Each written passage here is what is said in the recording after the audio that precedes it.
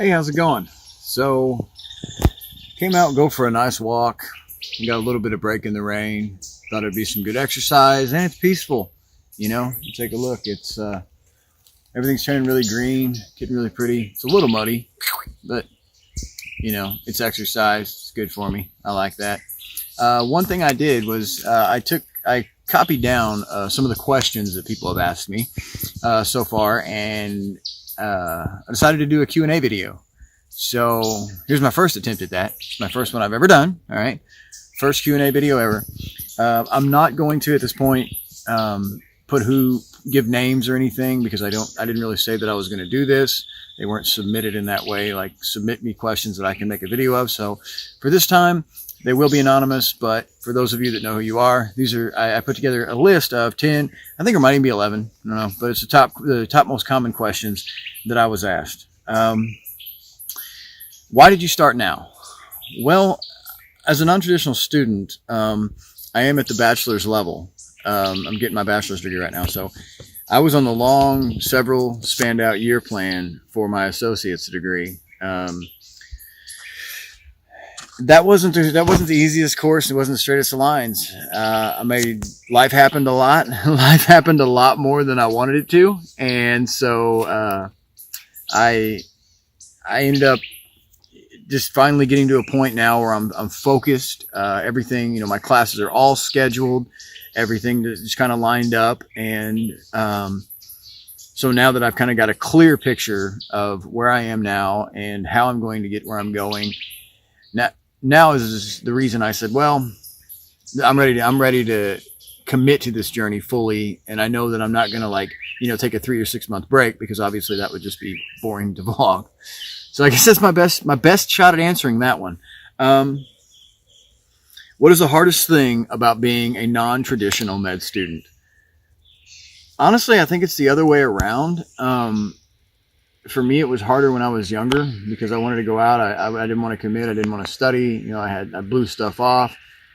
And so it's a little bit easier in my case. But I guess the hardest part is just when you have something that takes as long as this, knowing how old you are now. You're already an old student. You're going to be an even older graduate.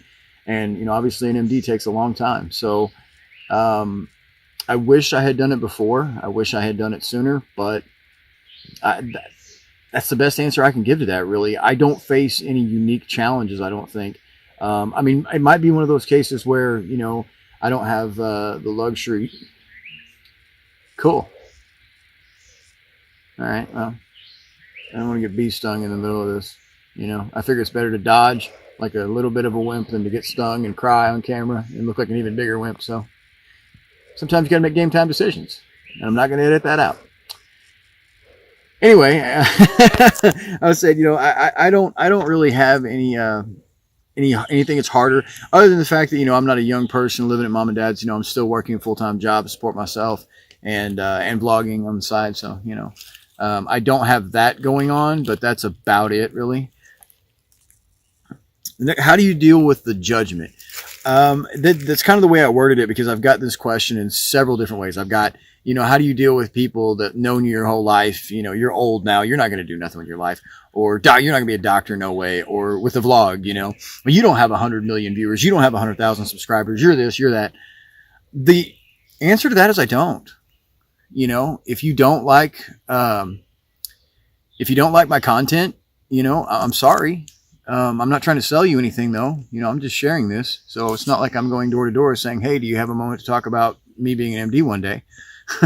There's plenty of other content all around YouTube if you like that. As far as the judgment, like I said, I guess one good thing about it is typically people won't say it to your face. They just kind of mumble under their breath when you walk by, or, say it behind your back, which I really don't care.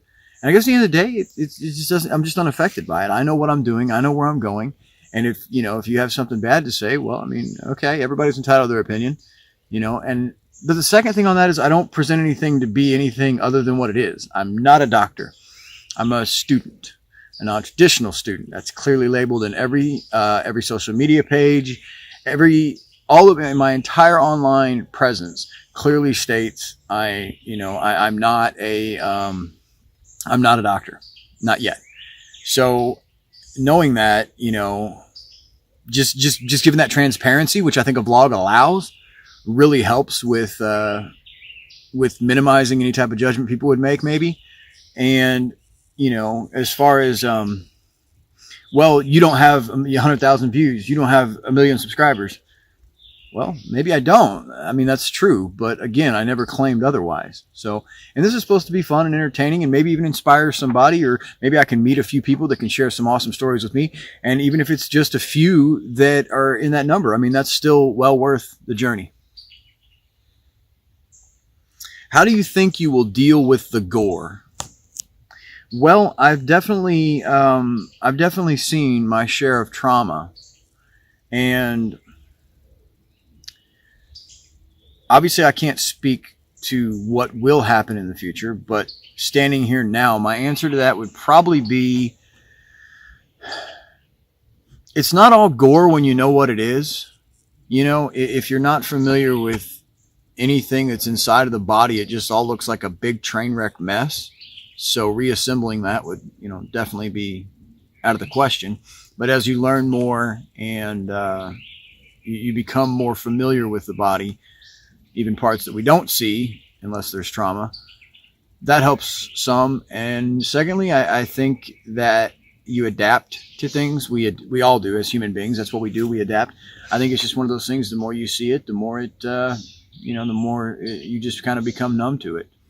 And finally, I don't think I'll be perfect. I think there'll be days that I might have to step out. I might get nauseous. I might, might have to, tap out for a minute and refocus myself. I mean, that happens. It's a license. It's not it doesn't make you, it doesn't come with a cape. It doesn't come with boots. It doesn't make you a superhuman. And I have no intention of trying to be a superhuman. So I don't know. It is scary, knowing that it's kind of like, I always think it's like I don't remember his name now. Probably couldn't say it anyway because I get sued. But the guy that's like, I got a pawn shop and you never know what's going to come through that door. I guess medical treatment would be the same. You never know what's going to come in. So gore in general, I'll just do my best. And how am I going to deal with seeing things that I have no idea yet that I'm going to see? I don't know. Best I can. How do you manage to have time to have a life? This is actually a really good one. You have more time than you think you have if you eliminate time you think you need. I don't have a lot of time to sit around and watch TV. I don't have a lot of time to, nap. As they say, an object in motion stays in motion. So I try to be in motion. I try to stay in motion. I cut things that I don't mind cutting. Like I said, I don't go home and sit on my couch and, I don't watch Game of Thrones. There went half my viewers. I only had 10. That's going to suck. I'm just kidding. But no, I don't. I keep myself focused on what I'm doing and kind of channel all my energy into moving what I'm doing forward. And that's the best way I can answer that as far as my time management, what I do. This is actually a really good one. It's what kind of a doctor do you want to be? I'm actually going for a surgeon is where I want to end up. Not to say that won't change, I don't know, clinicals and things like that. But as it stands right now, that's where I want to go as a general surgeon, for a number of reasons. And for those who don't know, all surgeons are doctors. Not all doctors are surgeons. A surgeon is merely a type of doctor, for lack of a better way to put that. I like the idea of going into some, really special area.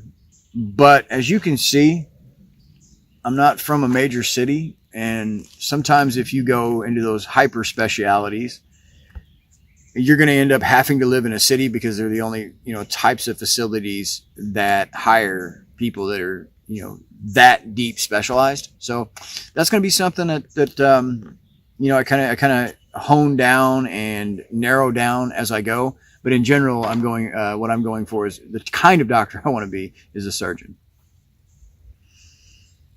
This is probably the most common question that I've had so far. I'm not really sure why, but would you prescribe medical marijuana? I don't know. I mean, it's so hard to answer that. I mean, would I just, go out and just start shooting blank prescriptions to everybody for marijuana? No. If I was in a situation where I had a patient that I believed, and mind you, I am a student, so this is an answer coming from a student based upon, my ethics or morals and not my medical expertise at this point. If I had a patient that I thought would benefit from it, and as with any other chemical, I believe the benefit outweighed the risk, sure. I would see no reason not to.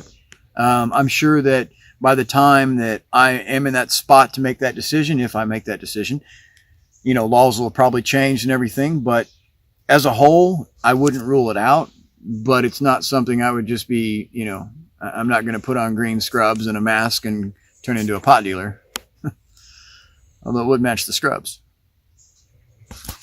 Anyway, why do you want to be a doctor? You know what? At first, that was the question that I struggled with the hardest. Now it's the easiest for me to answer because it is literally the only job on earth I would do, even if I wasn't being paid.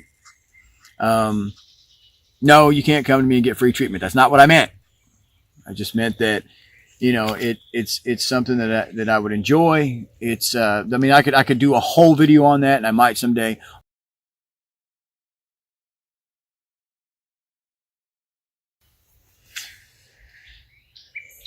What do I think would be the hardest part about being a doctor? Well, at first I thought it would be the trauma, the death, all the bad things that you think about when you think about what goes on in a medical setting. Honestly, I think that, and again, this is a student's point of view. I can't stress that enough. And an undergrad student's point of view, what's more. But I think what I'm going to struggle with the most is when I have a patient, that moment, whether it's reading a lab result or however it comes through, that moment that I realize this person is alive right now and there's absolutely nothing I can do to stop them from dying. I think that will be, and maybe the moment will never come, maybe it'll be rare, maybe it'll be a day-to-day thing, but after giving it some thought, I think that will be the most kick in the seat of the pants moment or moments that I'll ever have. And I know that'll be really hard. So I'm not looking forward to that. Is it hard to vlog? This is a hard one to answer. Yes and no. I mean, on one hand, you point a camera at yourself, start talking, hope for the best, and that. But yeah, it can be. A lot of all the stuff that I wish I would have done more research because there's a lot that goes into it that I had no idea about. Even still don't, If somebody were to walk by right now and their face got in here, could they sue me? Could I get in trouble? All this stuff. So, and then the editing and trying to make it look right, that's kind of difficult too. So I don't know how to answer that. It's harder than I thought it would be, but I mean, it's not harder than getting an MD. If that kind of puts it into perspective. Do I have a backup plan? No, I don't. Because I actually believe that if you set your mind to doing something, you can do it. Okay? Now, I may not become an MD on the scheduled time period. It might take me 30 years, but if I'm still alive, I'll still be making these vlogs going, hey, got to retake this class, but we're going to get there. This is what I'm going to do. I've made up my mind. There's a quote out there that I really enjoyed. It was, unless you go beyond things that you've already mastered, you'll never grow as a person. I believe that. I got my little sign here saying stop saying too much. I'm not making a lot of progress with that at all, am I? I want to edit it out. I want to go back and touch on that question where it was, is it hard to vlog? What's hard to vlog is that I really want this to be real and raw and transparent. But when you see yourself and you're making these videos and you do something stupid, like you flinch from a bee, or you scratch your nose at the wrong time, or your voice doesn't come through clear and right, instinctively you want to cut that out. But sharing the journey, the good, the bad, the ugly. So, no, it's not easy. I mean, but hey, a lot of people have liked the page and stuff and started watching it. They're from all over the world. I actually have one viewer who's from London. Reached out to me, said hi, said it's a cool video. Like, you know, if he sees this and he's having his tea or whatever they do, and he's like, that guy's an idiot. Or I guess oh, that guy's a bloody idiot. Sorry, that's a bad imitation. It's the best I got. I really don't care, you know. But it is hard not to edit out when you look dumb. And when you have no video experience at all, you just point a camera at yourself and start yakking away. You look dumb a lot. It happens. To the last question, I don't have a backup plan because I'm sticking with this. I'm sticking with this. No two ways about it. Because my name's Cyrus, and I'm an MD one day.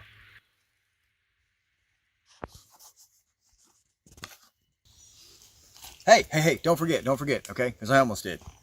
Like, comment, subscribe, like the page, follow, say hi to me. You know what? Make a funny face at me right now. Whatever, just get involved, enjoy the content. I'd love to hear from you. If you do have more questions, feel free to send them to me. The easiest way to do that is on my Facebook page. Click the send message button. I'll get it. Say, hey, answer this, answer that. Be happy to do it. Thanks for watching.